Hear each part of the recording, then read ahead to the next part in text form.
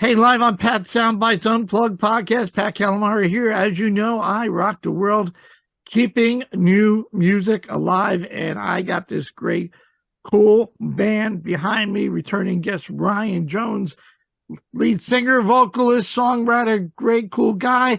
And today I also got lead guitarist Eric Fraser, who's going to join Ryan, and I'm talking Corvus Lore. And I got to read you something. I thought it was pretty cool to see how this little kind of press release was written, just so you get a better process of this cool and great band. And I've been playing tracks since I met Ryan back in October. And it just says, since Corvus Lore's inception in 2015, their goal has been to write music that is memorable, inspiring, and possesses the perfect blend of the various styles of rock music that they grew on, keeping original rock music alive today. Now that is right up my alley. And people in the music business are taking note. SoundwavesTV refers to Corvus Lore as the Bay Area's buzzworthy band of 2023. Internet show host Chris Akin recently published his interview with the band, stating why Corvus Lore is the next Velvet Revolver. How cool is that? Inspiring, eye-catching videos such as Boxing Ballerina has won Best Music Video category at the 2022 Poppy Jasper International Film Festival. And I could say, yes, their momentum keeps on building. They have shared the stage with notable rock legends like Tesla, which we're going to talk about, Richie Kotzen, man, my bud Rich of the Winery Dogs, Dizzy Reed, I got to chat with from Guns N' Roses, and as well as Eric Martin. So these guys are rocking. And as you know, well, they had just released another single and video, great track called Blind and Broken from Valley of Fire Records, soon to be releasing their second album, Lucida. But as you know, I always play a little bit of the video because I think it's really important that you subscribe, support these incredible musicians, and hit the subscribe button, like button, and share. It's all about algorithms and stuff like that. So sit tight and crank it up. And I'm just going to give you a little taste.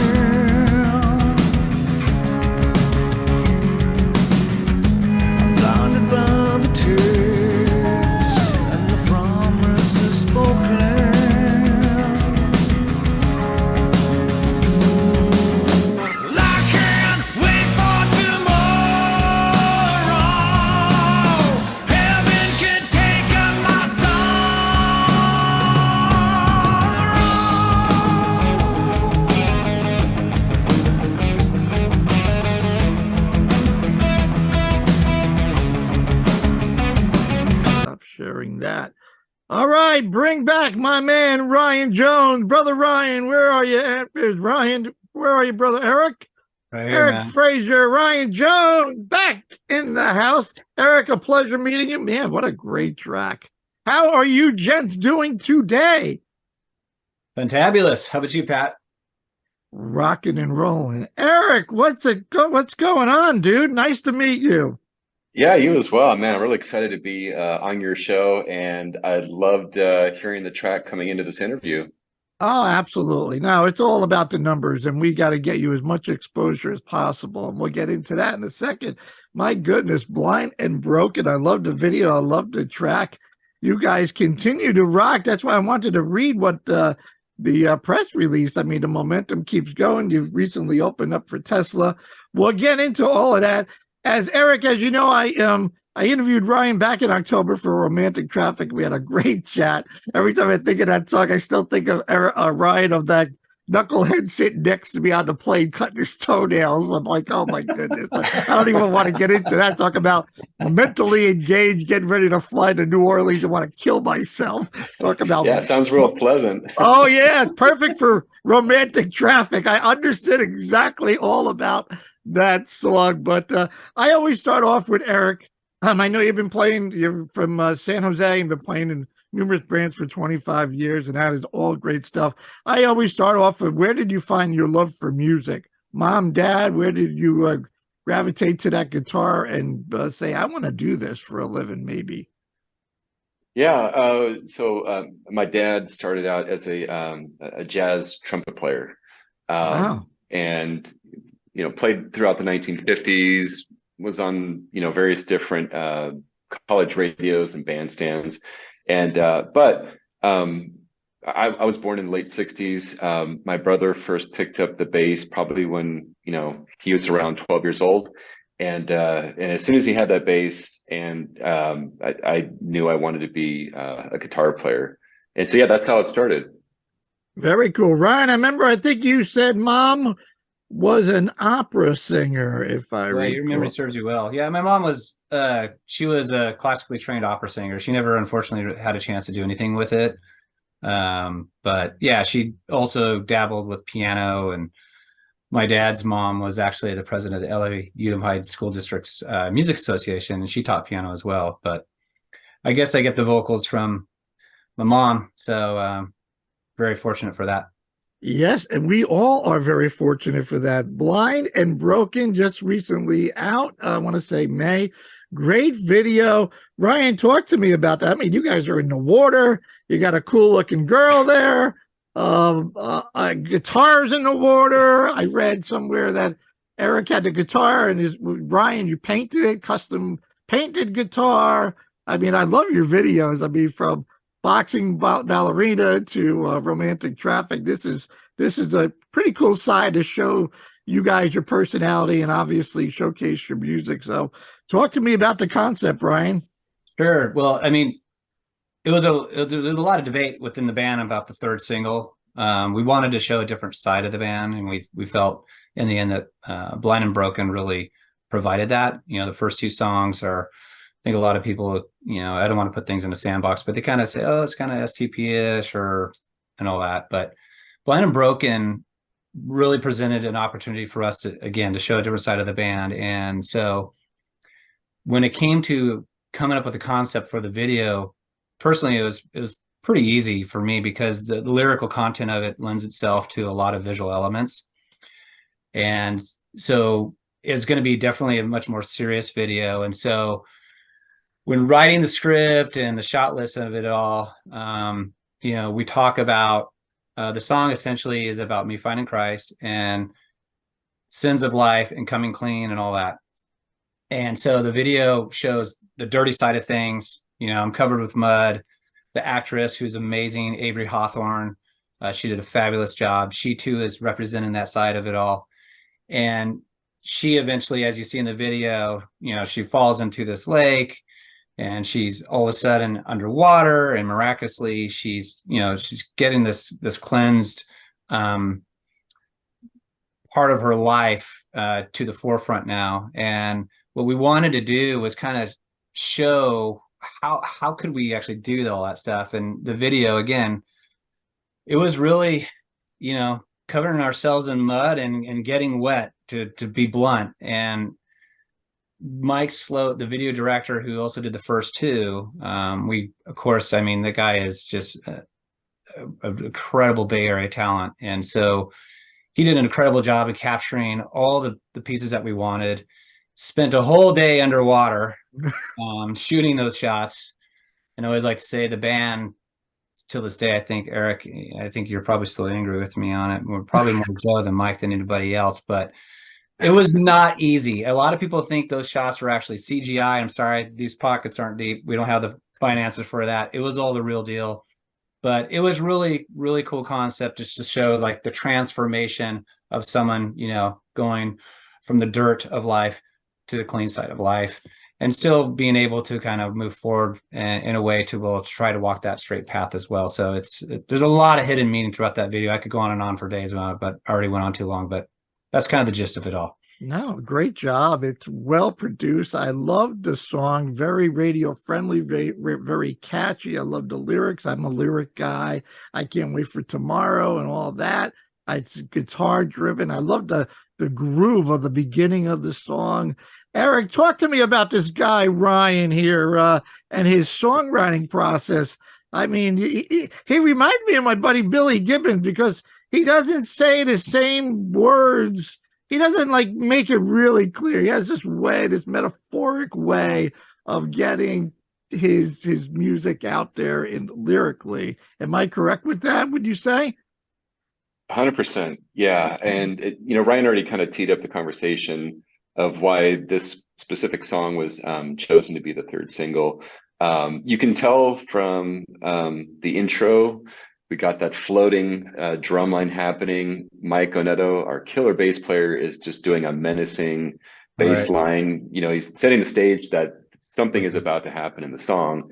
And really, if you break down the production of it, it literally is an acoustic guitar in your left ear and an electric guitar in your right ear. And it is entirely built on simplicity. And that's why the song structure is so great. So you talked about how Ryan brings, a song into the band. Primarily, it was brought in acoustically. And what we did was just figured out like what other dynamics could we bring to the song. I could just tell you briefly, going back to when we recorded it and we were working with our producer, Tim Narducci, Ryan and I were listening to like, we at least from the electric guitar standpoint, I was using Steve Stevens as kind of a reference because I wanted that percussive kind of guitar sound and doing a little bit like reverb throws, and Tim just captured it perfectly. But Patrick, I would wholeheartedly agree with you that the way Ryan presents a song, delivers a song, it's never the same way twice. And I really think that that what's being presented in this particular song is completely different than the other two singles we put out there. So I'm glad you called that out. Yeah, I mean, when you think about the title like Romantic Traffic, I could have just said a bunch of knuckleheads on the road. But there's that love, and then there's, because it's traveling, it's traffic, it's mental, it's physical. I got to get someplace. It's mind-boggling. There's always somebody doing something. Today's world, they're texting, they're doing their makeup, they're not paying attention. And it's like, man, get on the road, or somebody's doing a 30 in the fast lane. And I just love how he's able to transfer that into lyric. I'm a lyric guy. Although, as you guys know, it's up to the interpretation of the listener. I could have it all wrong, which I have done funny times. I say to artists, isn't it about this? And they go, no, but it's all good. We like that. We like that. No, it's we all like good. that. And I think interpretation, to kind of tack onto your point there, Eric and Mike and Joey Cloutier on drums, I might bring, maybe some of the foundation of the song to the band, but the band between Eric and Mike and Joey, how they interpret things and then just take it to that next level to really bring that full vision to fruition is phenomenal. And that's what makes this band work. It's a total team effort, and it's not easily done. And as you know, I mean, chemistry is hard to find, and with this band, the chemistry is really strong. Well, I thought it was important when I read that thing with the press release. This isn't your first rodeo. You guys have been playing for a while, but this band was formed in 2015, and hard work and persistence pays. I mean, here's year number 8, and you are climbing the mountain, hitting the peak, and getting into overdrive. And I think it's great. Yeah, Mike is in that whole song. It just takes off, and when you start singing, Ryan, it just almost it explodes and gets your attention. I mean, I love all of it. Eric, we talked about this. You talked about the guitar, and I talked about the guitar riff. I'm not a musician, but just talk to me about what's your go-to guitar for my listeners. They always ask more, rig questions for them, for them like to know. I saw you recently with Brad Gillis, which was pretty cool. So You're opening a can of worms here, Patrick. Just let you know. Yeah, Ryan knows that. Definitely, I'm a tone junkie. I love talking about guitars, amps, the signal path, and however deep you want to go. But I will say, on at least in terms of like this particular track, I believe we did the primary amplifiers using Hallbrook amplification. Kevin Hallbrook builds custom amps for Ryan, myself, and other musicians. They're definitely a Marshall flavor of amplifier. Not a whole lot of bells and whistles. We like to keep things kind of traditional and for me, British sounding. Probably used a Les Paul on a lot of that tracking. And I think for the solo, our producer Tim, he has a pretty sweet selection of Gibsons that we like to go to. That may have been a ES335 hollow body on the solo. Yeah, and I mean, for the guitar players out there, what's cool about the guitar solo section is that Ryan and I built that all on a one chord structure. It's an A flat major with a sus chord, and it just bounces back and forth that entire time. Right. And I'm trying to tell a story in the solo with long bends and just kind of letting it breathe and then build up to a crescendo and yeah, I hope you enjoy it. I know when I was playing boxing Ballerina, one of my buddies, he's a big guitar freak, and he kept saying he's got an open G or something. And I'm like, what are you talking about? And he goes, Keith Richards, open G, open G. And I'm like, the Stones. So I'll ask you that, Eric. Is he onto something, my man Putra? Oh, totally. Yeah. Boxing Ballerina is an open G tuning. So he gets points for sussing that out. Credit. Yeah. I got guys. They're like, I know that. I know this. I don't like, they're driving me crazy. I'm like, I don't know. What can I'm like, okay. It's stuck in my head. Open G, Keith Richards. He's the only one that everybody relates to. But you got it. Yeah, you got it. I don't know. You guys opened for Tesla. I finally met them last May. Love Frank Cannon and Dave and Jeff and of course Brian. I mean, what a great bunch of guys to hang with.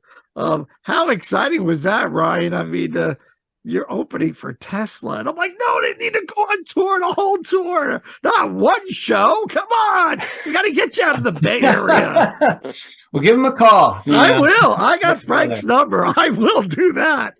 No, it was actually a total dream come true. And yeah, I kind of look back at it and still in awe of that happening. And also just the venue too, the Reading Civic Auditorium. I mean, that's huge. And, but getting to the band, Tesla was just absolute salt of the earth, fantastic human beings, of course, phenomenal musicians. And they just treated us just like it, like we were right there with them. And it was a total excellent experience for us. And there was obviously a lot of nerves, but I think once you hit the stage, it just, your natural instincts take over, and it just was a great show all around for us. And we're hoping to connect with them again. There's been some talk to where there's a potential where we might open for them again. If you had to ask me and a betting man, I would say that we are. But yeah, we'd like to do more than just one show with them, but it was phenomenal. I know Eric has a pretty cool Hannon story to share with you, probably. Well, I'm looking at the Facebook and I see the pictures, and that is all Frank. Got to be right there. Check you out. I'm sure he's looking at every guitar Eric has. What's that? What's this? Here, try that. When I finally met him, I went to go backstage with my friend Putra, actually, who plays guitar.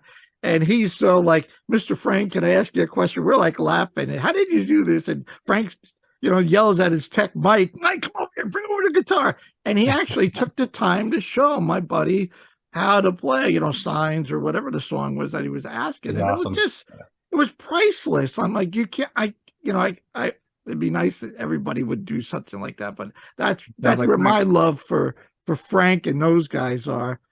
Tell me your experience, Eric, with Mr. Hannon. Yeah, I mean, Ryan encapsulated, pretty much like how the entire band felt But I will say, having to open up for Tesla, you better have your guitar skills together, because Dave Rude and Frank Hannon are absolute beasts. Like, what you're seeing them play on stage is probably the tip of the iceberg of what their abilities can do. But I will say that as we were sound checking, Frank happened to be passing by, and I opened up my guitar case, and I never met Frank before. And I just said, "Hey, Frank, check out my 74 Les Paul." And he came over, and his beautiful blue eyes just lit up. And he looked at it.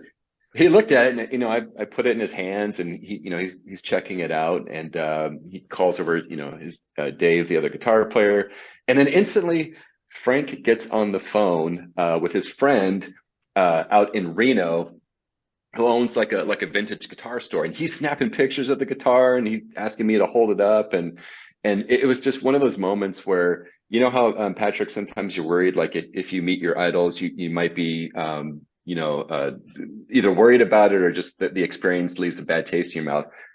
100% could not have been that at all. They were approachable. We had dinner with them.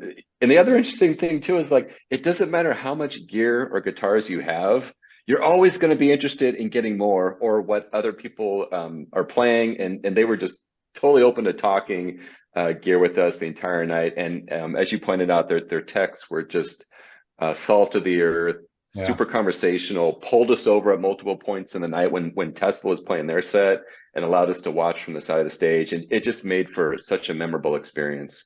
I love it. And that, and that little things like that mean so much. I would go, I'm driving in New Hampshire with my wife, and my phone rings, and it's Frank. And my wife's like, "Who?" And I'm like, Frank Hannon calling me. And it was funny because I interviewed him, and we were talking about, I said, "I got to get one of your t-shirts." And he has a tie-dye t-shirt. And he says, "I only got 3 left, and I'm keeping one. You want a tie-dye or a black?" I go, "Black one." I go, "No, I want a tie-dye. I'm mailing it right to you right now, Patrick." And I'm like, "Is this really happening?" I'm like, "That is so cool." But like I said, I finally got to meet him. What was the feedback, Brian? And after having dinner with them, what did they think about your tunes and your approach to what Corvus Lore is about? We didn't. So when we sat down, we were all sharing the room together in a big, like, conversatory type room, and it was funny. It was Jeff's wife who was commenting on our music. She was awesome, and she says, "Oh, we were checking out your videos on the way over, and they're totally cool." And it was pretty awesome. We were just getting the feedback from her directly, and that they're actually listening to our stuff on the way to the Civic Center. And during sound check, we got some really nice compliments from, Brian and I think Steve, right, the drummer. They were very complimentary. They're like, "Whoa, they're checking our soundtrack. Okay, who are these guys?" And they were digging it. It was really cool. So I don't take that stuff lightly, obviously, coming from a band like that. It's music to your ears. Next time I talk to Frank, his father-in-law, Dickie Betts, who would ever think, right? I'm like, what? I'm like, and I encourage him. He was putting solo albums out, and actually he was telling me that Dickie said, "You got to learn to sing. Just do it. Just do it. Just do it." He started singing, and I gave him a list of songs that he should cover, and I emailed them to him, and I'm always on him. "You got to put this down." But he had a podcast. He's like slowing down a bit. Just like, he's got the dog, Patrick. Did you meet Patrick, the dog he rescued at his farm? I'm like, he does it all, but I love him to death. The next time I talk to him, I will tell him, "You got to get these guys to New York." I don't know about the Bay Area, but get them to New York. That would be super, super cool. Speaking of other shows, I'm going through your socials. I saw the Whiskey Go-Go. I saw, since I talked to Ryan, a bunch of shows, and I see you got the record release party coming up. All 9 songs are going to finally be released July 8th, I would say. Yeah, July 8th. We're finally letting the cat out of the cage. It's been a long time coming, but we're beyond excited to share this with the rest of the world. And there's 3 singles out there that, they're great songs, but there's the rest of the songs, in my opinion, are just as good. And so we can't wait to share that with everybody. And we're excited about the Tabard Theater. The Tabard Theater is in the heart of San Jose. It's a kind of a different venue. It's not your typical music club. It's actually more of a playhouse than anything else. And it's small and intimate, and we're just looking to share the music with a lot of friends and Bay Area musicians and anybody else who wants to come on by and check us out. But yeah, it's July 8th at Tabor Theater in downtown San Jose. So come on out. Excellent. Eric's going home, back to the hometown of San Jose. So I'm sure you'll have a lot of folks watching. I did see what's the deal with Spread Eagle? Are you going on tour with them? Are you just opening for them, or what was that about? We're doing one night. Okay. They're on a tour right now, and I think this weekend they're playing in Sacramento, and then we're picking up with them on their appearance at the DNA Lounge in San Francisco. And other band that's supporting them are friends of ours as well. So I think it's gonna be a great night. Cool. And I saw a picture on your Facebook page, Eric, hanging out with the incredible Brad Gillis. I got to get him on the show just once. I got everybody on Night Ranger but Brad Gillis, but I got to get Brad Gillis. Oh my goodness. Oh man, and Patrick, thing about the Bay Area, you never know who's just going to pop into a smaller club, and it turns out that Brad is very good friends with the Van Halen tribute that was out performing that night, which was Hot for Teacher. And I got to tell you, you could see from my camera footage, I was standing right in front of the guy, and he's hopping on stage using someone else's gear, and he just killed it and just put on a performance like it was a stadium full of 50,000 people. And caught up with him, after he was done with his set, and just told him, "Hey, man, you were my second concert ever. I was 13 years old, Ozzy Osbourne, Diary of a Madman, and you were the Randy Rhoads replacement guitar player." And I said, you really got me excited about playing guitar. And he just, kind of gave me, "That's cool," and off he went. Well, I got to meet them with my wife, and my wife is very introvert. This is your deal. And they said, come on for a picture. And they looked at her, "What are you doing?" And she's like, "No, and Brad and Jack grab her. No, you're in. You're not. No, you got to get the picture." So it's actually a really good picture. My goodness, Ryan. So much to talk about. You got that great voice. I'm sure I've asked you before how you take care of that killer instrument. I tell folks, I hear, we can talk about, I know your love for Ryan DeLeo, but SCP and the Cult and the Black Crows, it's just a unique sound. But your voice, man, it rocks. You just let it fly, which is incredible. Well, thank you. Well, it's nerve-wracking, right? I think we talked about it before. Your voice is like the most vulnerable instrument, in my opinion. You could wake up one morning and it's going to say, "No, we're not going to play today." I just sing. It's like a muscle, right? So you just got to exercise that.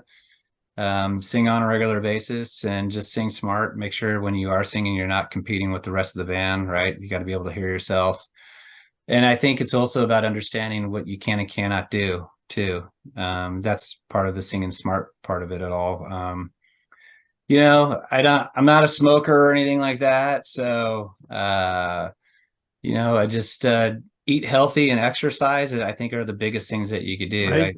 I exercise regularly, and sleep and plenty of water. So I'm not revealing anything that, new or exciting. I have all my little concoctions that, for my mental state, I think helps, but does it actually help? I don't know.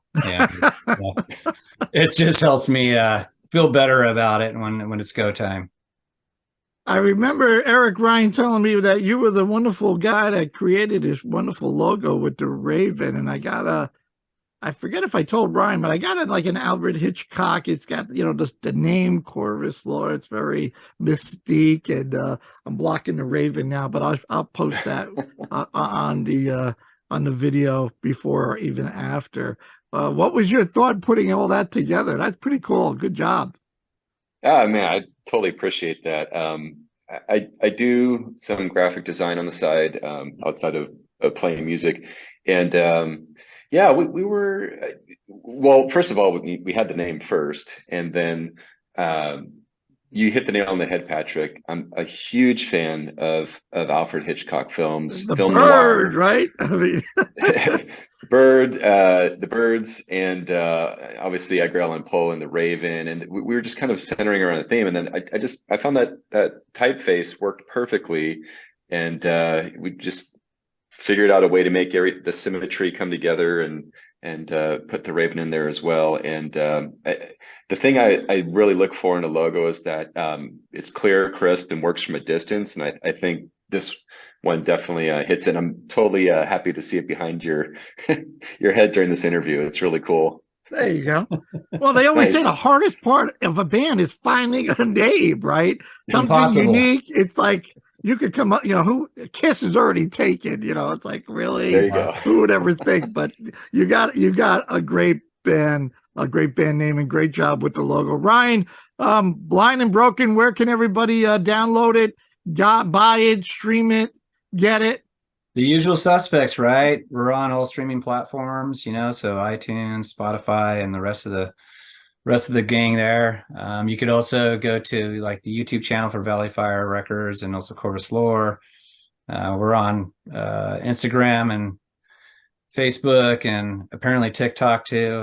Eric recently, Eric manages and is the visionary of everything IT related, more or less, to Corvus Lore. So recently I discovered we have a TikTok account as well. So, but yeah, it's all good stuff. So yeah, go on and check it out, and hopefully everybody digs it and leads them to want a little bit more and want to buy the album on the 8th. You got an ad of merch. I got a t-shirt. We got to buy a Corvus Lore t-shirt. They're coming. So I tell you what, you're going to have to send me your address. I promise I won't come by and TP your house. You're welcome anytime, because all we were going to do is rock and get Robert DeLeo on the phone, or Frank, one or the other. There we go. There you go. But I'll send you a shirt. I appreciate that. When you're ready, you just let me know that it's on your merch, and I will certainly go out and buy it and support it and wear it as much as I can, man. Awesome. Guys, I hope you enjoyed the conversation. Eric, a pleasure meeting you. Eric, if you weren't doing this, I know I asked Ryan, what would you be doing if you weren't rocking and rolling?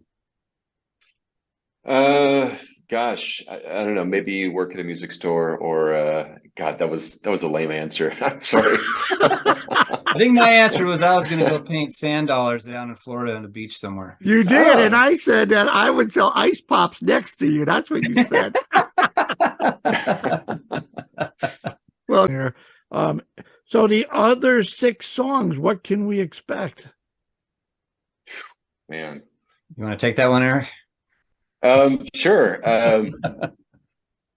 Yeah, I mean, so if I looked at Boxing Ballerina, Romantic Traffic, and Blind and Broken,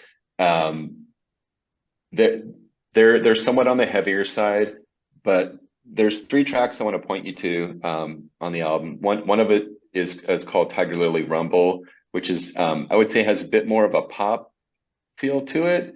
It certainly is more inspirational. It's a little bit more lighthearted, I guess I would put it that way, in terms of like the music. Right.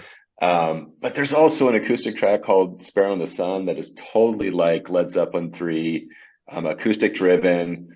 Ryan's vocals are killer on it. There's great harmonies.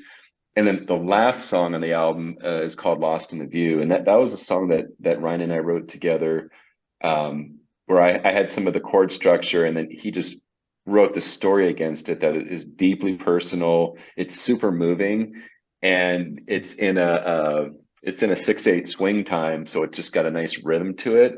And the whole song, it starts at this level, and all it does is just keep building and building and building. And by the time we get to the end, he's said it all. And he and I both get very emotional every time we play the song. I'm starting to get emotional just thinking about it. But I mean, that tells you the heart that goes into the songwriting. I mean, it's not about, girl, I miss you and I want to feel your love tonight. These are songs that are about real things that are happening in our lives. And yeah, so I hope you smell its authenticity.